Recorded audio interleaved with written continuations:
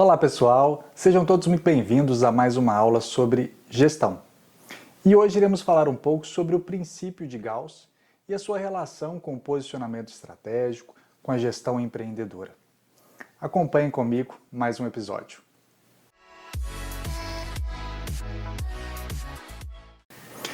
Bom, esta é a nossa personagem para a aula de hoje, George Gauss. Vamos entender um pouco o seu princípio, o seu conceito e saber como é que a gente pode aplicar no nosso dia a dia, no nosso universo empresarial. George Francesovich Gauss, ele viveu de 1910 até 1986. Nasceu na cidade de Moscou, na Rússia. Foi um biólogo e evolucionista soviético que propôs o princípio da exclusão competitiva, que é a proposta da nossa aula de hoje. É um clássico da ecologia e ele dedicou a maior parte da sua vida à pesquisa de antibióticos. Bom, talvez pareça que nós iremos falar hoje sobre biologia ou dar uma aula de biologia, mas na realidade o que nós iremos fazer é conhecer um pouco desse princípio e como é que a gente pode aplicar no nosso dia a dia.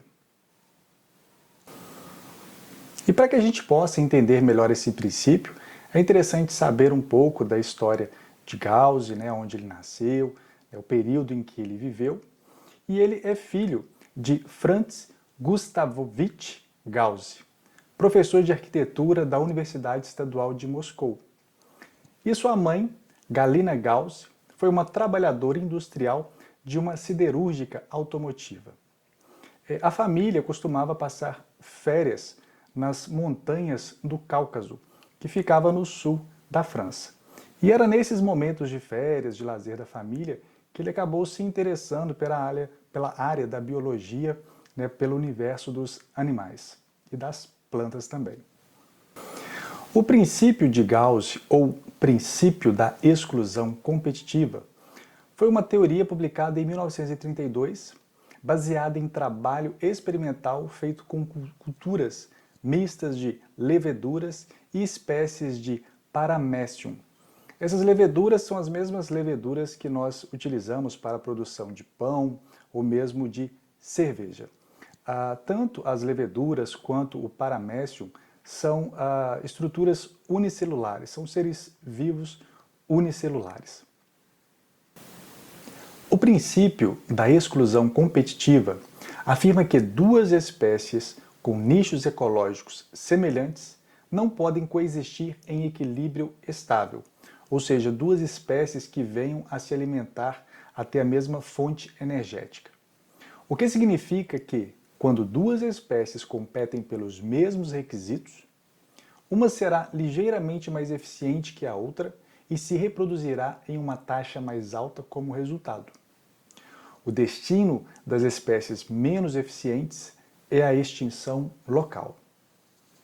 Vocês conseguem visualizar duas figuras, dois gráficos, onde nós temos, numa determinada linha, o Paramecium aurelia e na outra linha o Paramecium caudatum.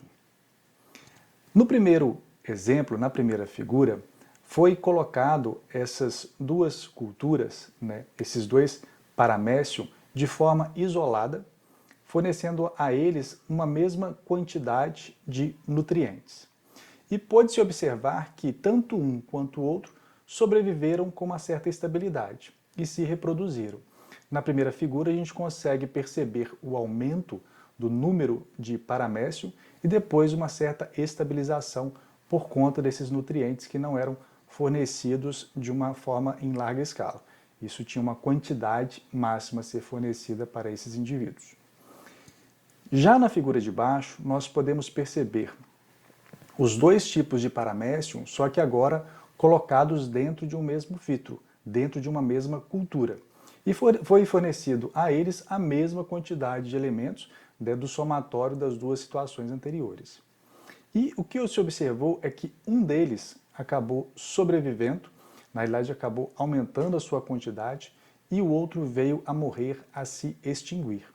Que é um pouco das conclusões que ele tirou do princípio de Gauss, desse princípio que ele estabeleceu dentro da biologia. Fazendo então uma reflexão e um melhor entendimento, podemos entender que o princípio da exclusão competitiva, ou como também é chamado Lei de Gauss, é uma proposição que afirma que, em um ambiente estável, no qual os indivíduos se distribuem de forma homogênea, duas espécies com nichos ecológicos parecidos não podem coexistir, ou seja, duas espécies que venham a se alimentar do mesmo tipo de substrato, devido à pressão evolutiva exercida pela competição. De acordo com esse princípio, um dos competidores terminará por sobrepujar ao outro, ou seja, por derrotar o outro, o que pode acarretar mudanças morfológicas, comportamentais, deslocamento de nicho ecológico, ou seja, o indivíduo deixar de se alimentar sobre um determinado substrato e começar a se alimentar sobre outro, ou até mesmo a extinção da espécie em desvantagem. Em suma, o que esse conceito quer dizer é que competidores completos não podem coexistir. Em algumas literaturas, vocês poderão encontrar não a palavra princípio de Gauss, mas o princípio Volterra-Gauss. Isso porque, embora o princípio da exclusão competitiva tenha sido proposto por Gauss, antes disso, Victor Volterra, em 1926, já postulava ideias sobre este conceito, através da criação de um modelo matemático simples, que indicava que a coexistência de duas ou mais espécies, competindo por um recurso limitante e específico, seria impraticável. Apesar de Victor Volterra colocar esses pressupostos matemáticos, esses modelos matemáticos, Gauss acabou fazendo essas verificações in vitro, em laboratório, com uma maior capacidade de comprovação empírica. Este aqui é o nosso contribuinte, Victor Volterra, que viveu de 1860 até 1940. Foi um matemático e físico italiano. Neste exemplo, o estágio 1 mostra uma espécie menor, amarela, de ave originalmente em busca de insetos em toda a árvore. Já no estágio 2, uma espécie de ave invasora, que é essa espécie vermelha, maior, é introduzida no ambiente e compete com a ave amarela pelos recursos. Bom, com o passar do tempo, a espécie invasora vermelha domina a espécie amarela em competição pela parte do meio da árvore e pelos recursos mais abundantes, conforme mostrado no estágio 3. A espécie amarela, então, se adapta ao seu novo nicho e ambas as aves prosperam sem competição. O que nós podemos observar nesse exemplo é que essa ave amarela ela acabou conseguindo se adaptar a uma nova estrutura, a um novo formato. Se ela não conseguisse fazer isso, provavelmente aconteceria a extinção dessa ave, porque todas as duas estão dependendo de um mesmo recurso, que seriam os insetos que estão localizados ao longo dessa árvore, tanto no tronco quanto na parte superior. Como no tronco existe uma maior quantidade de insetos, essa ave invasora vermelha, que é uma ave maior, ela acaba se proliferando, se concentrando na parte do tronco. Isso é uma forma, é um exemplo que a gente consegue contextualizar toda essa teoria, esse princípio de Gauss com a nossa realidade, e já já eu passo para um paralelo também com a gestão empresarial. Outro paralelo que ainda podemos fazer com o princípio de Gauss é a própria teoria de Charles Robert Darwin, ou Charles Darwin, que viveu de 1809 até 1882. Foi um naturalista, um geólogo e um biólogo britânico. Na verdade, a gente imagino que todos já tenham ouvido falar sobre a teoria da evolução de Darwin, que ele basicamente formulou ela quando ele tinha 23, 24 anos, ele formulou ela muito novo. Só que ele tinha muito receio da comunidade acadêmica e a sua divulgação foi acontecer mais para o final da sua vida. Mas inicialmente foi um choque muito grande, a comunidade acadêmica, muitos não aceitaram, mas aos poucos ela foi sendo absorvida, foi sendo entendida. Esse mesmo princípio de que não irá sobreviver o mais forte, mas aquele que consegue se adaptar melhor à realidade no qual ele está inserido, também a gente consegue entender isso frente à teoria, ao princípio de Gauss e fazer esse contraponto, esse paralelo. Bom, tudo bem, João Paulo, a teoria ela é linda, né? Tá aí a área da biologia, da área da matemática, a área evolucionista, né? Como é agora que a gente consegue entender todo esse princípio e praticá-lo no mundo empresarial, no mundo da gestão? Olha, isso tem muito a ver com a questão do posicionamento de mercado, definição de público-alvo, segmentação de mercado. O que a gente tem que entender dentro do ambiente organizacional, e principalmente quando a gente busca aumentar as nossas vendas, quando a gente busca expandir os horizontes da nossa organização, é sempre pensar que tipo de concorrente nós temos e se eu e o meu concorrente nós estamos sobrevivendo dos mesmos recursos, ou seja, colocando os mesmos tipos de produtos e serviços para o mesmo mercado. Porque se isso estiver acontecendo, fazendo agora um paralelo com o princípio de Gauss, é uma questão de tempo para que o mais forte sobreviva, caso o outro não faça uma adaptação da sua estrutura. Tem até um livro muito interessante chamado A Estratégia do Oceano Azul, escrito por Kim e Malburn. Este livro fala exatamente sobre isso, que as empresas, ao invés de ficar buscando esse oceano vermelho, esse oceano de sangue, né, onde as empresas a todo momento estão se degladiando, né, é uma situação em que não é fácil você competir, porque a concorrência ela é muito feroz, a concorrência ela é muito agressiva, seja por preço, na maioria das vezes, por promoções, e por fazer estratégias de promoção de venda, venda pessoal e por aí vai. Nos oceanos azuis, você busca encontrar nichos de mercado que ainda não foram satisfeitos ou pelo menos plenamente satisfeitos. E são nesses nichos de mercado, onde muitas empresas ainda não concentraram o seu foco, que talvez valha a pena você extrair o seu sustento, que você possa crescer enquanto organização empresarial. Então, esse é o paralelo que a gente consegue fazer entre esse princípio de Gauss e a gestão organizacional. Mas o que difere a competição biológica da comercial? Olha, a primeira trabalha dentro da adaptação e sobrevivência. Sempre que possível, sempre que necessário, adaptação e quase que, em todos os casos, sobrevivência. Isso é o que a gente chama de seleção natural de Darwin, né? Não sendo, portanto, uma estratégia. Já a segunda, né, que seria a questão da competição comercial, além da referida, ou seja, além da adaptação, além da busca pela sobrevivência, podemos também usar a imaginação e a capacidade de raciocínio lógico para acelerar os efeitos da competição e a velocidade das mudanças.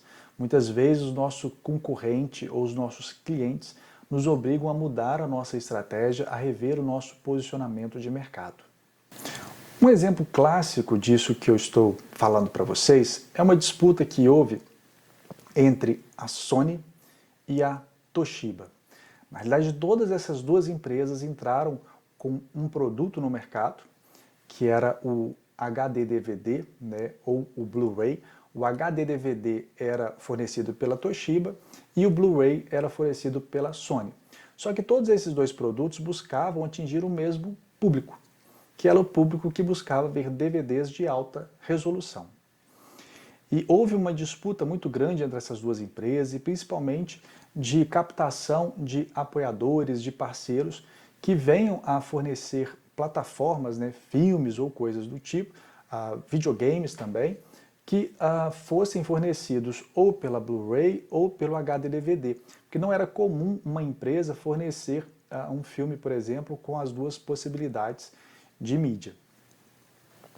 O que aconteceu, saiu até um artigo na revista Exame, posso disponibilizar para vocês, que falava que as duas estavam competindo pelo mesmo mercado para sobreviver dentro desse mercado de DVDs de alta resolução, mas a Sony acabou ganhando a disputa e a Toshiba, com o seu HD DVD, ela acabou se retirando desse mercado em específico.